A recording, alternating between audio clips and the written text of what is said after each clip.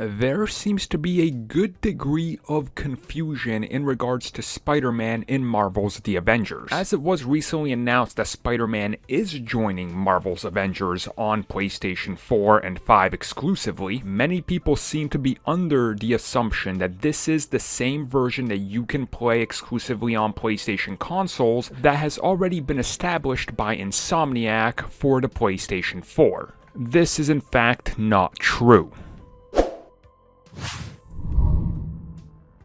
So I think it was about a month ago I did a video where I broke down that, big war table they did, and they talked specifically about MODOK and what we can expect, and during those you see the Daily Bugle hinted at, and you see some dialogue of them talking about the world, and right then and there I sort of understood this is a different Spider-Man. It's not going to be Insomniac's, and that's what I stated in that video. I'll make sure it pops up there in case you guys want to go check that out. But anyways, I want to take you to the press release from Sony in regards to Spider-Man joining Marvel's The Avengers.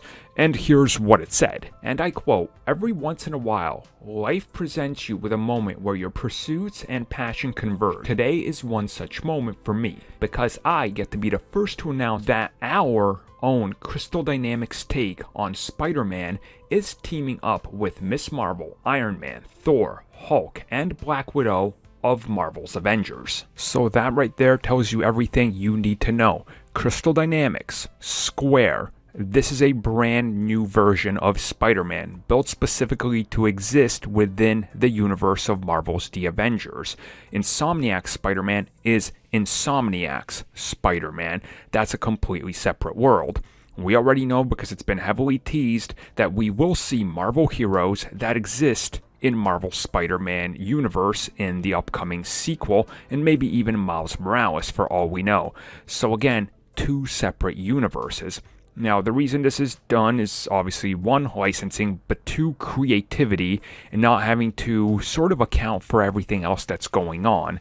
Because again, why would Insomniac want to be like, hey look guys, yeah, here's our version of Spider-Man that exists in this world, even though some of the character designs like Taskmaster and stuff don't match up. Tell your own story with him, make him live in this world, and then comes Spider-Man 2, what does that give you?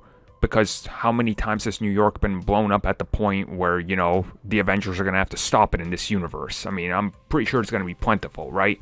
So again, it's creative decisions, and I think this is the best course of action, honestly, because it gives them the freedom to establish a new canon, a new world, a different Spider-Man, and it gives them the ability to make him unique. And as Spider-Man fans, if Spider-Verse has taught us anything, accept all versions of Spider-Man, because every version of Spider-Man is unique and different from the last one and still has its fans.